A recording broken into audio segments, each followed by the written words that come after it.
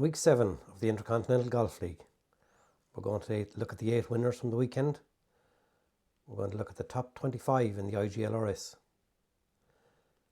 We'll have a quick look at the top 4 divisions and how the top players are doing there. And we'll have a discussion about slow play. Hi, I'm Alwyn Love. This is week 7 of the Intercontinental Golf League. In Division 1 this week, Si-Woo Kim from Korea has gone to the top. He has played 7 tournaments so far this year. He has moved up in the league from position 2 to position 1. He played on the PGA at the weekend and got 1,640 points. He replaced Eric Cole, who has also played 7 tournaments. And Eric moved down from position 1 to position 2. Down at the bottom you have Nicholas Echeverria from Colombia.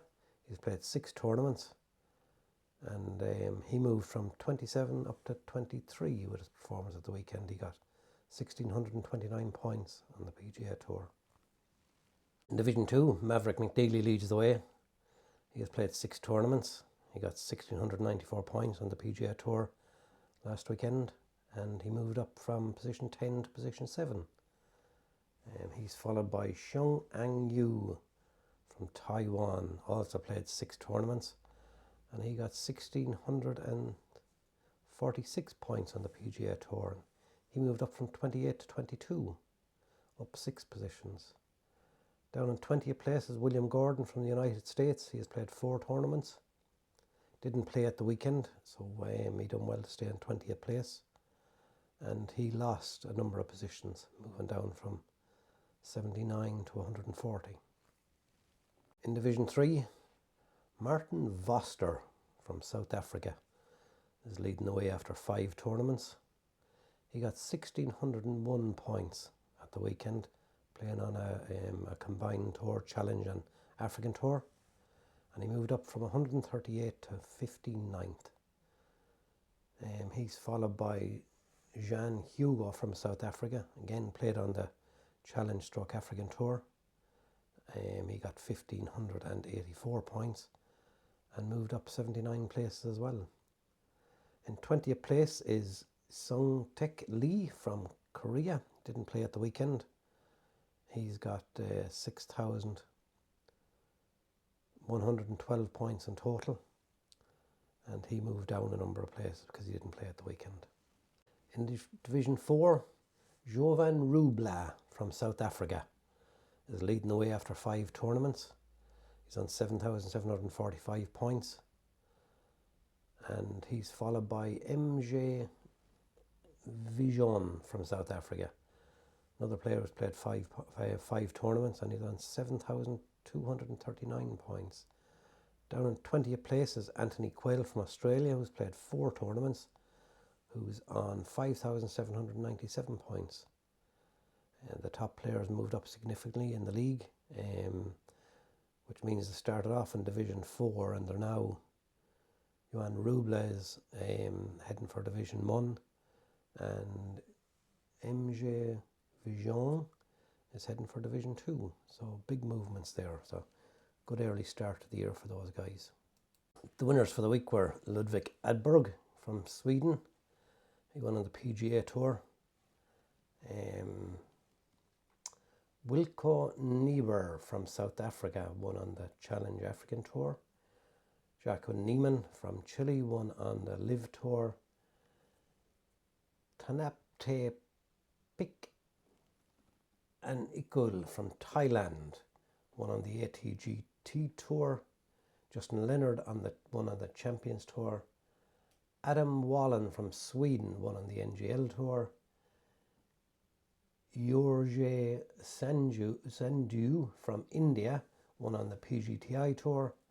And Simon Griffiths from England won on the Legends Tour. So they were the winners for the week. Top 25 on the IGLRS. Rory McIlroy is leading the way from Northern Ireland. He did no movement during the week. He stayed in position 1, followed by Scotty Scheffler. Third place, Tommy Fleetwood from England. He didn't move either. He's still in third place since last week. Down at the bottom in 25th place, you have JT Poston from the United States. He has played 6 tournaments, and he moved up 5 places from 30 to 25.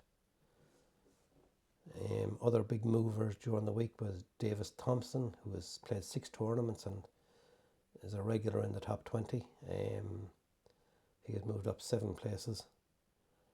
And our own Shane Lowry is in 4th position, and he moved up from 7th to 4th with his scores last week. He's up 3 positions. Slow play has become a big topic over the last few weeks, and how to address slow play.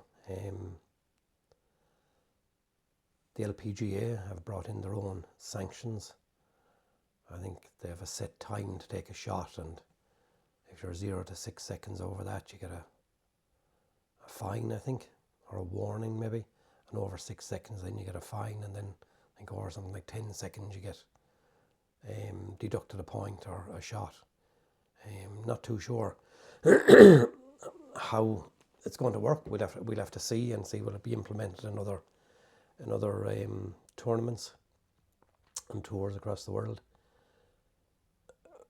When I look at it, I look at our 4-ball that goes out at the weekend, and it takes us 4.5 hours to play, and we probably play an average of 90 shots each, and yet it only takes us 4.5 hours, and people go out and in a 2-ball and play 70 shots each, and it can take 5 hours and more, so it doesn't really make sense. And another thing I suppose that I look at when we talk about slow play is 90 yards in, it takes 2 minutes to take the shot, and the book comes out and we're looking at the book and trying to make decisions of yardage and all that sort of stuff. And I understand how good these players are when it comes to yardage, and I understand how important every shot is, and how 2 feet closer to the pin is very, very important for them, or landing in the right spot is very, very important because of the money involved, and I suppose the points involved when it comes to Ryder Cups and FedEx Cups and the Dubai Desert Classic, or not the Dubai Desert Classic, the DPWT rankings and all those sort of things. And I understand how important it is, but it's still very, very long for a 2-ball. And it'll be interesting to see how the ladies, the LPGA sanctions, deal with it for this season, and see will it be then implemented, because really at the end of the day it's spectator sport, and it's very important to make sure it's enjoyable for the spectators. As always, you can find our videos on Facebook, Intercontinental Golf League, on YouTube at IGL-25, Intercontinental Golf League. Like, share and follow. You'll see as we go along we'll be adding more content to the podcast and more interesting things to the podcast. We're getting better equipment and stuff like that, so things will improve as we go along. And there's been a lot of questions on Facebook and asking how the IGLRS works, the ranking system works, and probably next week I'll go through that and explain how it works. It was very interesting.